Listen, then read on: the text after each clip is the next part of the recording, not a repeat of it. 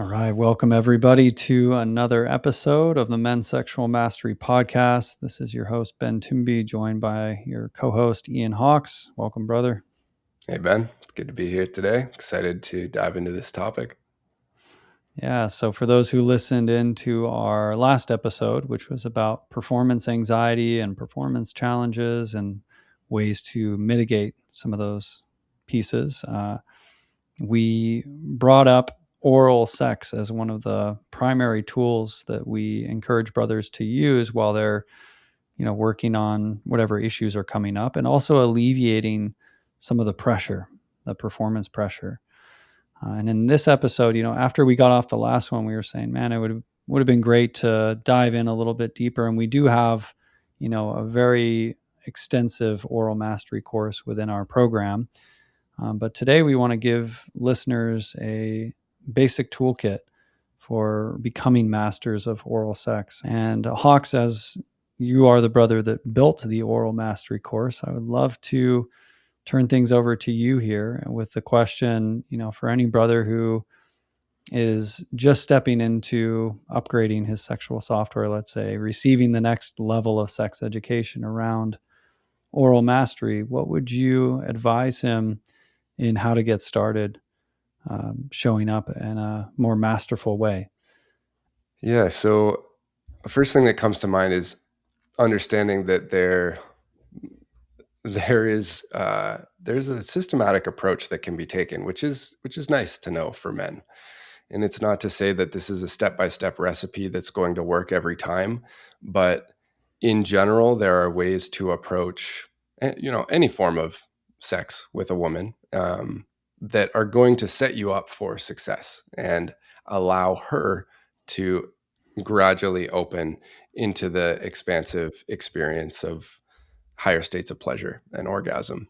And so I'd love to provide a little bit of that roadmap for anyone out there who's curious to know, like, how can I approach this in a really, harmonious way that's going to work with my partner's body, that's going to work to allow her to open up.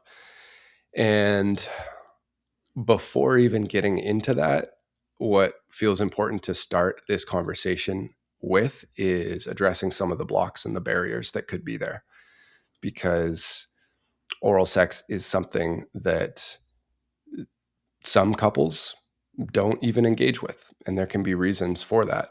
So let's talk a little bit about common blocks and barriers first and foremost. Yeah, what would you say is the number one most common block we see in the men that we serve?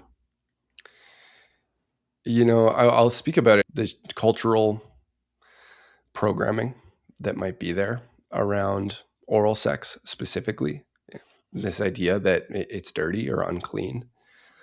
And for the women, actually, it's not uncommon for a woman to be self-conscious of having a man go down on her. It's a very vulnerable place to be. And if a woman has experienced some criticism or teasing earlier on in her life around the scent of her fluids, the scent of her yoni, that's likely to play a factor in her ability to like really open up and receive that. And some couples are actually just in this like belief, like, no, we don't do oral sex. We don't like that. And so if that's you, getting really curious about like, why is that? For a man, if there's a block in your partner, if she thinks that she doesn't want to receive oral sex, there's probably something at play there that's a self-conscious pattern. And it's the man's, responsibility, and actually it's within his power to really support his partner in letting go of that self-consciousness. And so there's a lot we can do as men to encourage our partner to trust that, like, hey, I love going down on you. Your pussy smells amazing. I love the taste of your fluids. This is a gift to be able to give this to you. And of course, we want to be speaking truthfully and authentically. And so then we can also address from the man's perspective, if you have barriers to going down on your partner, if you feel like it's unclean or you don't like the scent or smell, There's there's a there's some simple things that we can do just right out of the gate. Of course, cleanliness is important in these situations, and finding like finding a playful and organic way to let your partner know that you're going to go down on her, that you really want to go down on her, giving her a little heads up so that she knows, like, okay, I'm going to make sure I'm going to have a shower. Or you could just you could draw your partner a bath and let her know, like, hey, baby, I want you to soak in the tub. And when you get out, I got something special for you. And, or even just engaging in a shower together. It's like, hey, I'd love to be intimate with you. Let's have a shower together and just see where that goes. So that's like just that's not getting to the deeper layers that could be there. There can be biological factors at play that could cause unpleasant scents to come from the pussy, and that's not really like what we're going to dive into. I would just mention that it can be equally the man's part and responsibility if the scent of your partner's yoni is off. There's something called bacterial vaginosis that is one of the common culprits for that, like, kind of cliche fishy smell. And just knowing right out of the gate that actually men can carry that as well. It's just asymptomatic. It doesn't show up as a you know scent for men, but they can give it to their partners. And there are also health factors at play there. So the healthier we are, the more vital we are, the healthier our diet and nutrition is. Our sexual fluids for men and women will also, carry that. That will be representative of our overall health and vitality. So just I'll leave it at that. In terms of some of the deeper things that could be at play, there are ways that we can shift the microbiome for the sex organs in positive ways. If something is a little off, that might be worth looking into. But first and foremost, like, really for men to learn to love your partner's scent, learn to love her fluids if you don't already, and encourage her to trust that that is an enjoyable place for you to be. And that's getting to this first element of, like, the orgasmic arc, which is safety. It's got to start with safety. And I'd love to actually, just feels appropriate to move through some of the orgasmic arc sequence as laid out by the author. I believe her author name is just Genevieve, and she has a great book called The Orgasmic Arc.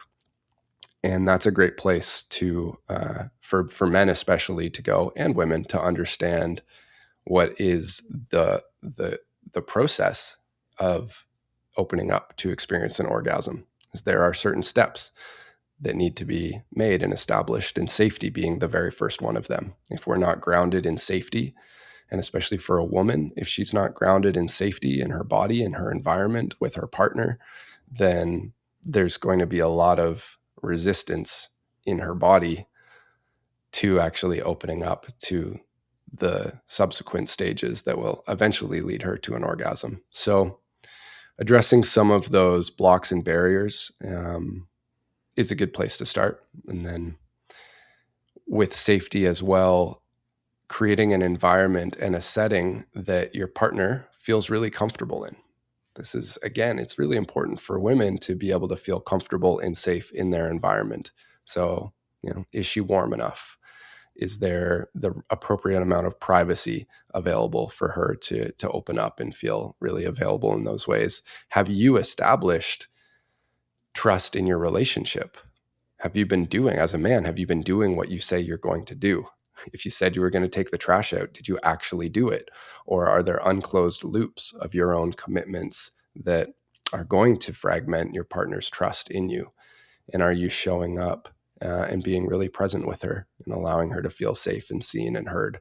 These are all really important ways that we as men can establish that safety for our partner that will then invite her into the surrender and the trust and the opening that's necessary for her to, really reliably experience an orgasm. Yeah. Yeah, I appreciate this last piece around developing and acquiring a taste for your partner. I would say, like a lot of things, like, learning to like drink coffee, or enjoy spicy food, or eat raw oysters. There's like a lot of things in our lives that, or even tomatoes for some people at a young age, we just like were repulsed by something. It tasted terrible. And like with time, we came to develop an appreciation for the more complex flavors. And, like it's an acquired taste, it's a subtlety. And so just wanted to mention that as an additional piece around, really highlighting like authentically going down on your partner and really enjoying it thoroughly, truly, authentically is a key piece here. Because then when you actually are in that space and your authentic expression of that desire to taste her, that's really going to open things up in a whole new way, which like many women may have never been with a man who actually has developed that capacity to actually enjoy eating pussy on a whole nother level. Yeah, I think one of the pieces you were speaking to there, Ben, about pheromones is interesting. There have been studies done that show there's a natural attraction to body odors when there's a biological compatibility between two partners. So if there's something in the biology and like the physiological makeup of a man, a woman who would benefit, or who her offspring would benefit from that man's biological makeup, there's a natural attraction that she has towards his body odors. And that's like, yeah, that's just an interesting piece that has been studied and shown. And the studies haven't come out to my awareness around sexual fluids and whether there's like a biological compatibility related to attraction to a partner's sexual fluids. But I wouldn't be surprised if there is some truth to that as well.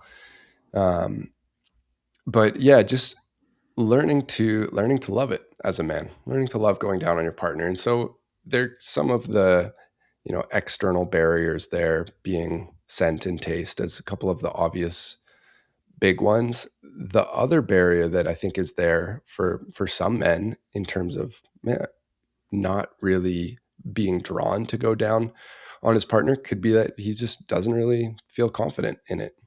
Like, I don't really know what I'm doing here. This is part of foreplay, but like I'm kind of lost down there.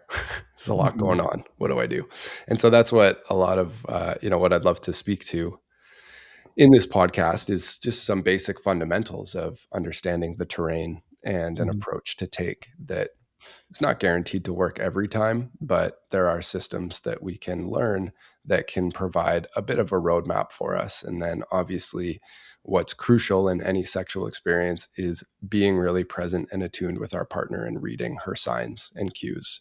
Because just because something worked one day doesn't mean it's going to work the same way the next day.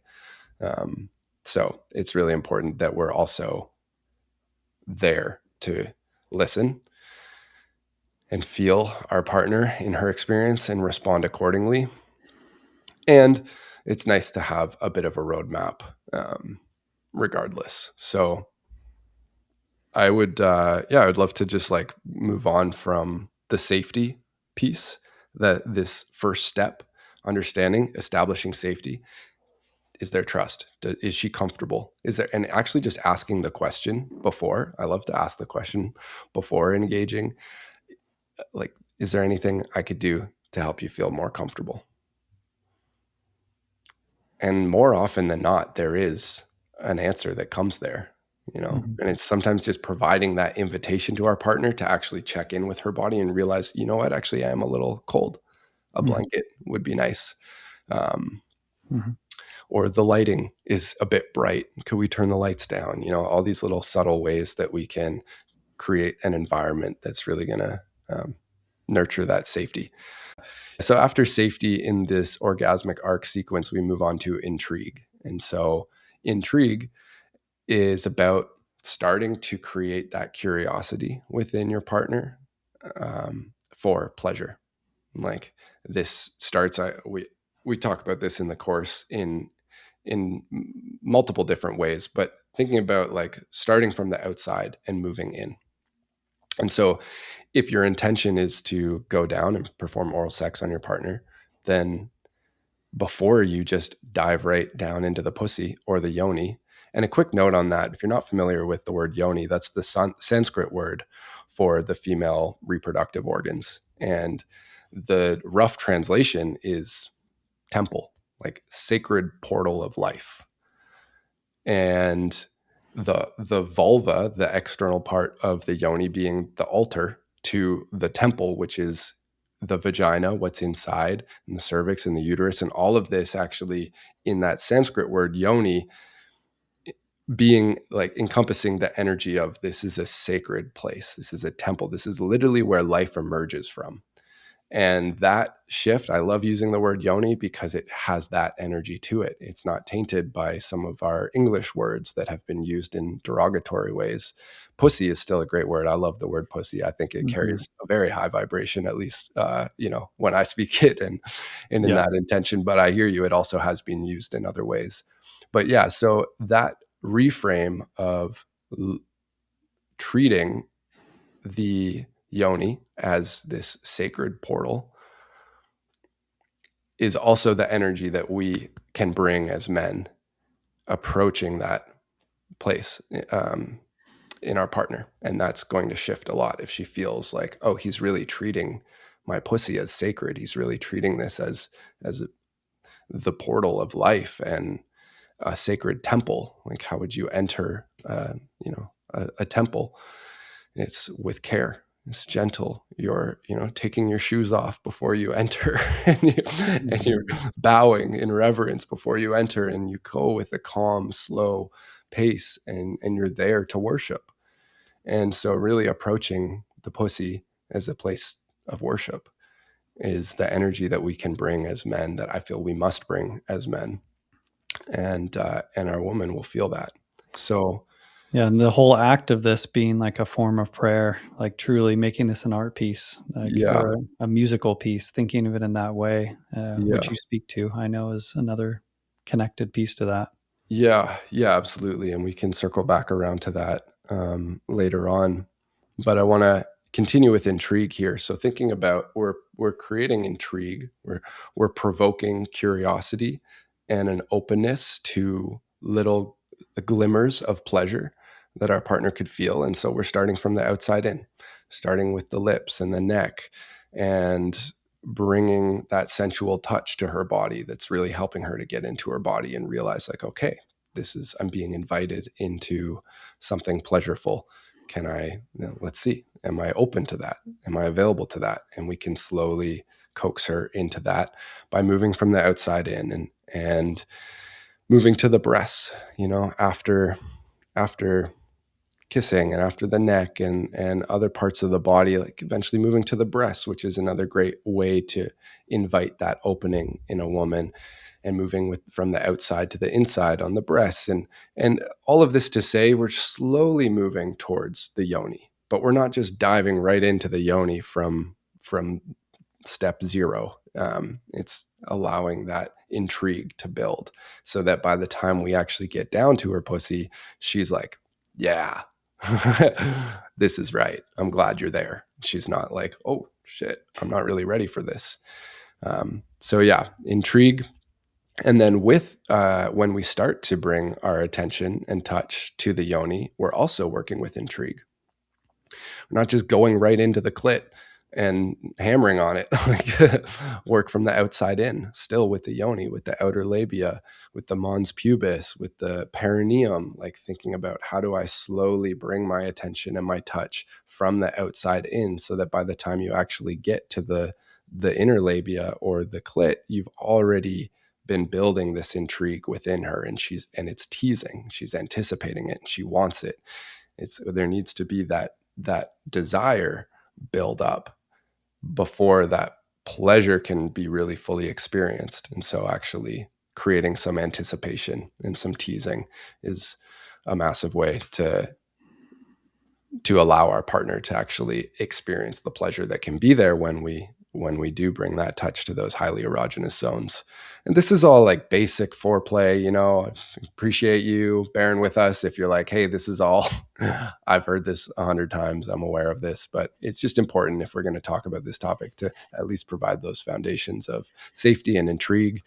And then, so let's get to directionality, which is the next part. So providing that we've taken those first couple of steps appropriately, and she's excited for us to be down there with her yoni, and now we're bringing that first lick to her full vulva. And the vulva is the external part of the of the female sex organ. It's the lips and the clit, and that first lick can be like a first kiss, like the first time you kiss someone that you've been courting for a little while, and that anticipation has been building up.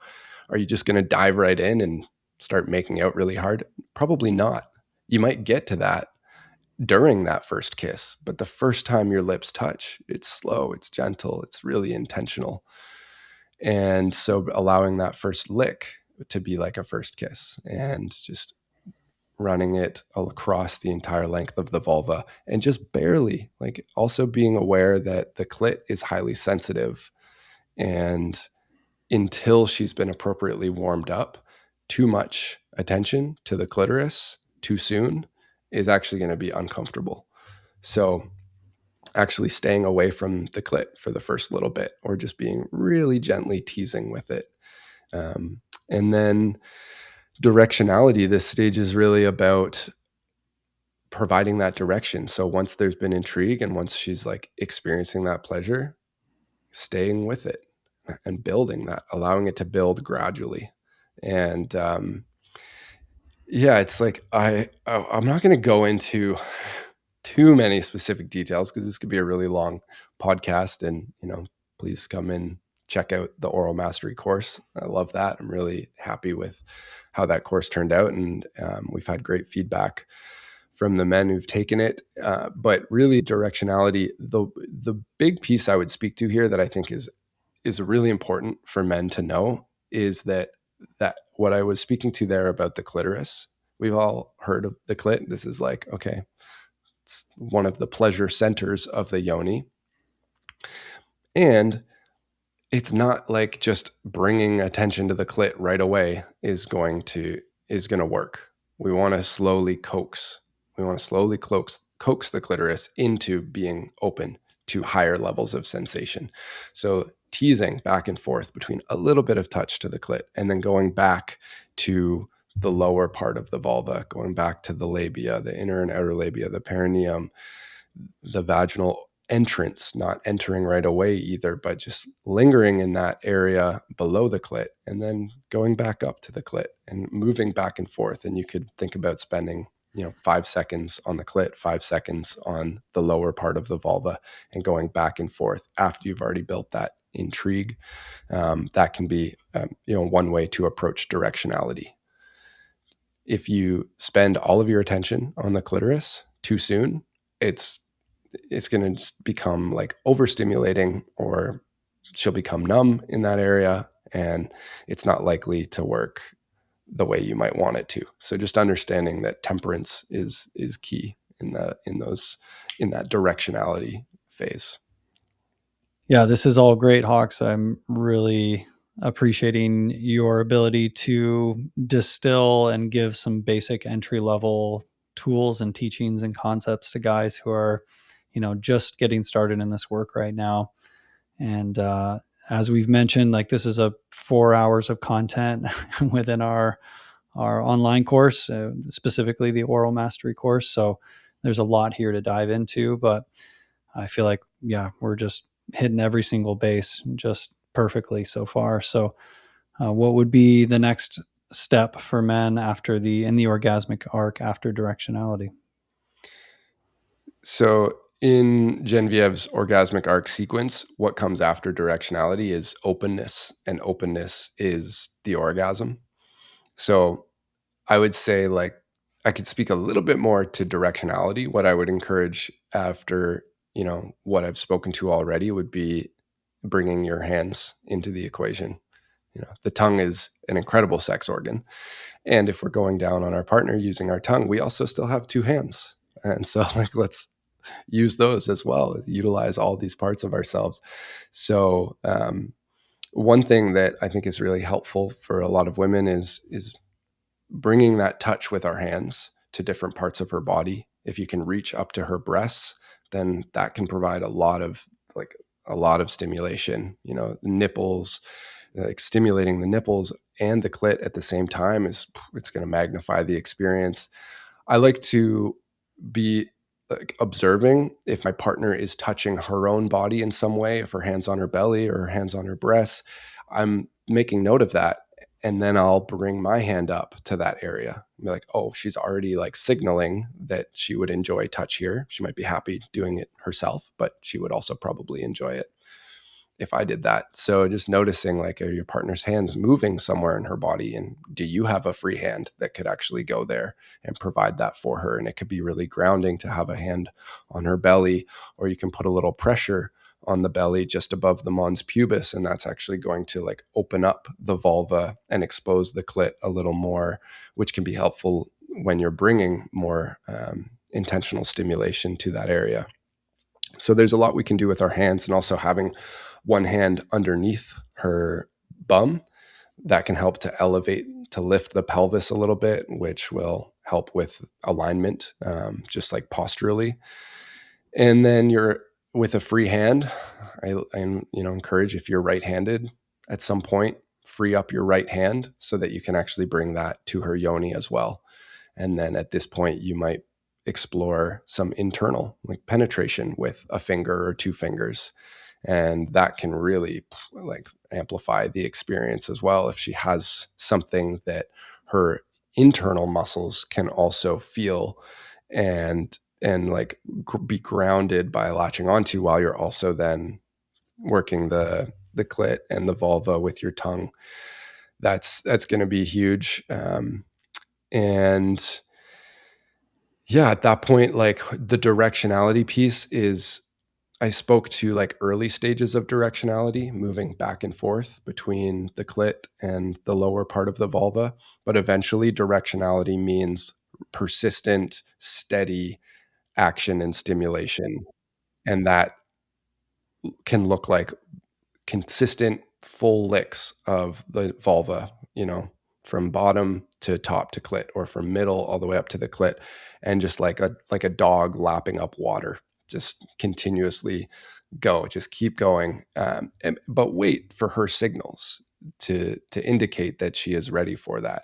And this is where the attunement and observation is crucial. Like, your partner will be giving signals, whether you're aware of it or not. There are signals that she's providing consciously or unconsciously that are going to indicate to you her level of openness. One that's pretty obvious is if she's pushing her pelvis into you, that's a good indication she would like more. You could probably increase the pressure, or just keep going with that same pressure. Let her push into you. And at any point, if you're unsure, or if you've been on the clit and she like pulls back a little bit, like that pulling back is a good indication that's a little too much intensity for her in that moment. Then just always coming back to like resting a flat tongue on the vulva. I didn't speak to that early on, but that's actually one of, I think, the best things we can do really early on in oral sex, is just putting the length of our tongue flat against her vulva and just providing that contact. And there are electrical signals that are passing between the vulva and the tongue, and this gets into a little bit more of the esoteric Taoist, like energetic principles, but the tongue is an incredible bridge for chi flow in our body. The yoni is an incredible conductor of bioelectric energy. When we connect those two together, like, you could place your tongue flat against the yoni and not move it at all. At least this is something that I've noticed. And my tongue will often just start twitching and responding and actually moving on its own accord.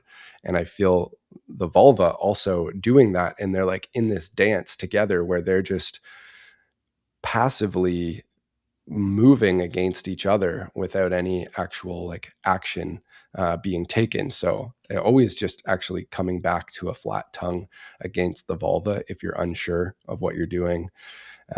just give a little pause and let your partner then also integrate some of that pleasure. And it's going to keep the connection. It's not going to like, she's not going to all of a sudden dissipate all of her pleasure. It's just allowing her to like reach a level where it can flatten out and she can integrate that energy and then become ready for more. And then she might push into you. And then that's an indication that you can, pick up the pressure and intensity again.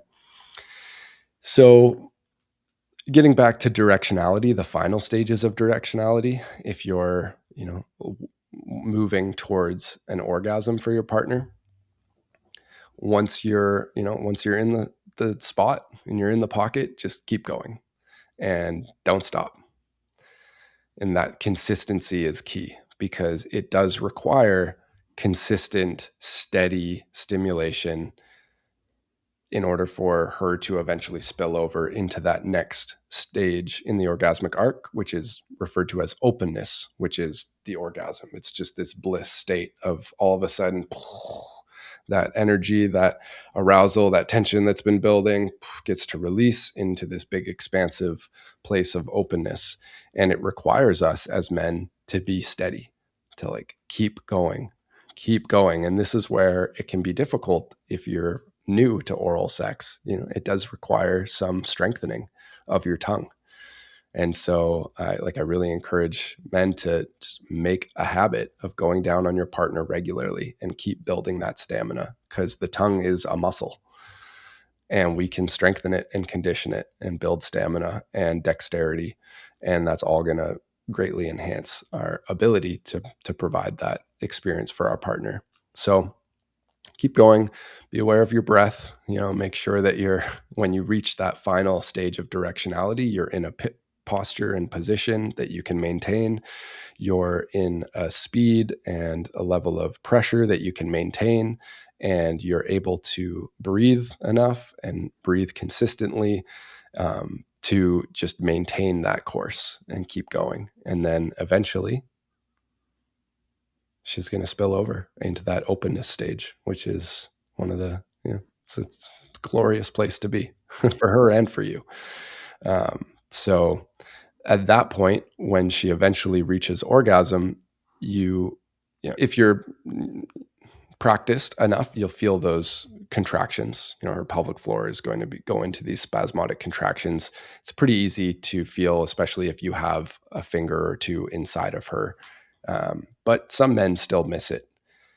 I would say keep going until she has had what you can say is very clearly an orgasm, or she might eventually just put a hand on your head and like let you know, okay, that's enough. Because once she's gone through the orgasm experience, then the clit is going to become hypersensitive again, and actually like it's going to be uncomfortable if you continue stimulating that area. So there is a level of awareness that the man can develop where you're quite sure where she is in that orgasm process, and we can coax a little bit more out of the orgasm. It's another thing, like if you stop too soon, she might not fully express that orgasm, but learning to read her signals and her body cues will eventually allow us to know, to be able to orchestrate the perfect orgasm where she gets this full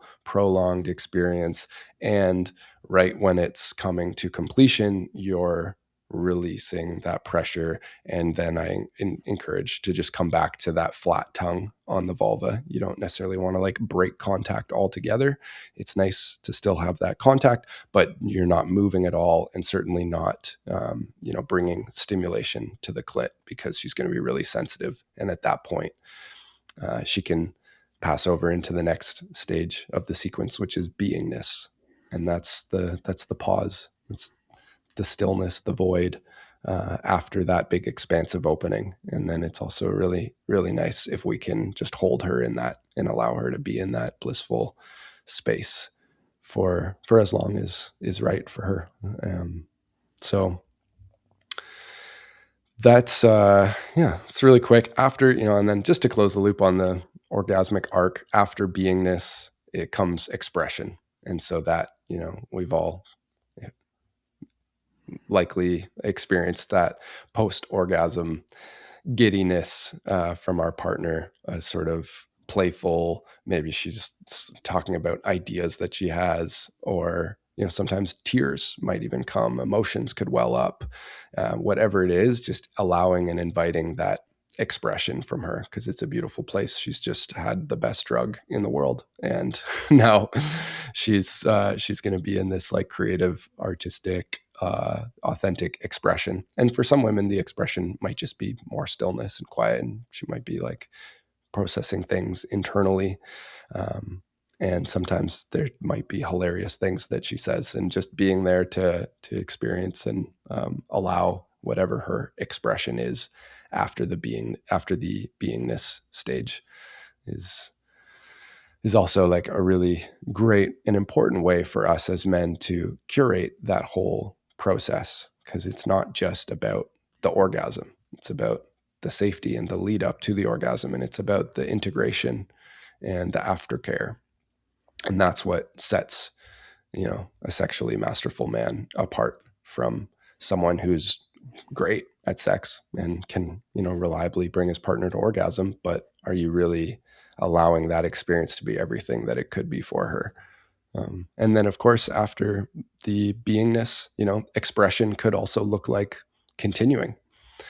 At that point, maybe we're entering her for penetrative sex, which is, in our last podcast when we were speaking about performance anxiety and why oral sex, like a man giving oral sex to his partner, is such an amazing remedy for performance anxiety. Because at that point, once she's had an orgasm from our tongue and our hands, we can then bring ourselves up and enter her with our cock, and then have pressure-free sex. Like, hey, she's already had an amazing experience. Good job. Good job, bro. Now you can enjoy penetrative sex without that immense pressure. And so, yeah, just like the bow I'll tie on this, and then I'll turn it back to you, Ben, is like becoming masterful with your tongue in oral sex, becoming a cunnilingus master, creates like so much confidence for a man, because you can reliably, skillfully, artfully bring your partner to ecstatic states of pleasure using just your tongue and your hands. And those are going to be ready for you, anytime, regardless of what's going on in your genitals. And reprogramming any fears or anxieties that we have around being able to please our partner to the lived experience of like, yeah, I can reliably, skillfully, artfully please my partner in incredible ways. That's so empowering for so many men and for relationships. And it's a beautiful and important gift that we have to share with our partners as men. I think it is our responsibility to know how and to learn how, and to cultivate the ability to bring our partner to great states of pleasure. And it doesn't have to rely on our cock, because genitals can be tricky sometimes. And like you can get there with your cock, but until, giving yourself the spaciousness to learn how to master that part of your body by first mastering the tongue and the hands, which come a little easier in my experience. And women come easier from oral sex. And there's been many studies that have shown that. Like, it's a more reliable way for women to be brought to orgasm. Which is interesting and a valuable reframe for some men. It's actually like more women out there are having orgasms from their partner's tongues than penetrative sex. So, yeah. Yeah, I love this. I love the full orgasmic arc in, really concise, distilled way here, and just again echoing this as a devotional act. We brought up early on showing up in a form of prayer, or like making this an art piece, making this a song, and all the elements you spoke to. And again, there's so many more layers and nuances and things that we could go into than we could cover in a podcast episode. But as you learn to play the different scales and notes and chords, and as you've tuned your own instrument and your own nervous system regulation, your ability to get out of your head and into your body, and to be entraining your partner in that, if maybe she's a little in her head, you just continuing to not outsource your groundedness through the whole process and just getting into that flow state, as we spoke to in the last podcast, getting into that ability will all be supportive to this. And just 2 points I wanted to add in here that we hadn't mentioned yet. But one is letting your partner know the intention going into this, that like your intention is to actually just go down on her and not, a lot of times she can get self-conscious about the level of receiving she's in. So I think setting a container and letting her know, like, hey, I want to go down on you. We're going to go down on you for 30 minutes, or even set a timer, so that, or maybe it's an hour, or we're just going to focus on you and your body for this amount of time. If it breaks out and explodes into an orgasm, or she's dying to be penetrated and just pulls you in with her claws, like, that's totally fine. But removing any of the pressure for her to feel like she needs to give you something back, I think, is another valuable piece in this. And then another small point I wanted to bring up was in that moment where she's entering those orgasmic states, and you mentioned not slowing down and keep the cadence going, don't stop. There's another phenomena that us men can sometimes fall into, or I know I've fallen into, which can be, as she's starting to go into orgasm and get excited, oftentimes we can start to get excited, and we can actually, that can unconsciously lead to us like becoming more vigorous, or like speeding things up, which can actually throw her off of the orgasmic state as well. So just maintain exactly what you're doing. Don't slow down. Don't speed up. Would be just another addition I'd add in there. Sometimes speeding up happens. And yeah, all of this, I think, this should be a really helpful toolkit for any brothers tuning in who are just getting started and, upgrading how they're showing up with their partner. And as you said, this piece around this being our responsibility, and us having this valuable piece of our sexual mastery down, so that it removes any of the performance pressure on us or our partner, or it really allows her to open to be ready to penetrate. Like, whatever the case, this will work 10 out of 10 times to support better sex, whether this is just the one thing you do, or whether it does lead to penetration, and so I'm really happy you highlighted that as well. And really well done, Hawks. Really appreciate your presentation on this, and just riffing off the cuff, man. It really speaks to your level of study and skill in this area. Yeah. Thanks, Ben. I appreciate you bringing in the potential for performance pressure to the woman as well. And that is an important piece to name, because that could also be a block. If we're approaching this with the energy of like, oh, like, I'm going to make you come, she might be like, well, that's kind of putting pressure on me. What if I don't orgasm? Then am I letting you down? And so, yeah, I was speaking to this process in the sequence of eventually, she does have an orgasm. But like you said, Ben, also actually really just letting go of that. It's okay to have that as an intention, something that we're, directing ourselves towards, but ultimately really what we're directing ourselves towards is her pleasure and her openness. And actually that state in that stage in the orgasmic arc of openness doesn't mean orgasm necessarily. Openness can look like many different things.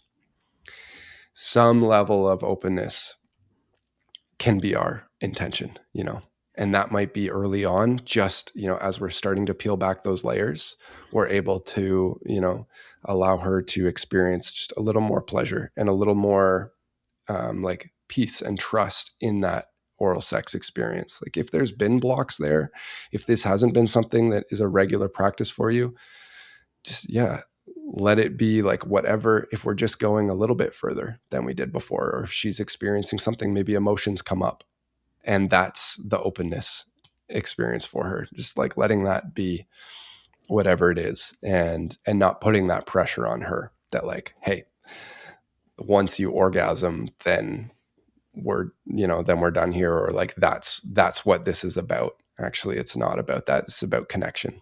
It's about, Mhm. you know, pleasure and being in that energy of worship and honoring our partner and showing our devotion. So yeah, that's like really important to name. Just be wary of putting that performance pressure on your partner. Mhm. And yeah, the one last thing I want to leave everyone with is this one last little encouragement in case you're not completely sold yet. The sexual fluids of women, again, going to that Sanskrit term yoni, in the tantric lineages, the fluid of a woman's vaginal secretions is referred to as amrita, which roughly translates to nectar of the gods or nectar of immortality. And in Taoist traditions as well, they refer to this as the jade nectar, which is similarly, carries a similar energy of this fluid, this sacred secretion of immortality, of divinity. And that is an incredible gift that we can receive while providing oral sex. Actually, understanding that by lapping up her sexual fluids, by consuming some of those and allowing our body to integrate with that through our mouth, is enhancing our vitality. It's amplifying our yang essence, because it's carrying this rich, watery yin essence. This is again speaking in Taoist terms and getting a little esoteric here, but I loved learning about this when I first started studying tantra, because it allowed me to also realize like, oh, there's like physiological, biological, energetic benefits to me in doing this as well, and still orienting it. It's like it's about her and it's for her. But in the sacred reciprocity of life, we're also receiving something that balances and nourishes our body. And I definitely feel it.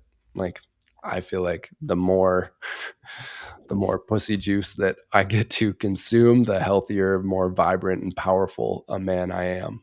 And so I'll just like leave you all with that. If you want one last little reason to double down on this, yeah, that's what I would invite. Mm.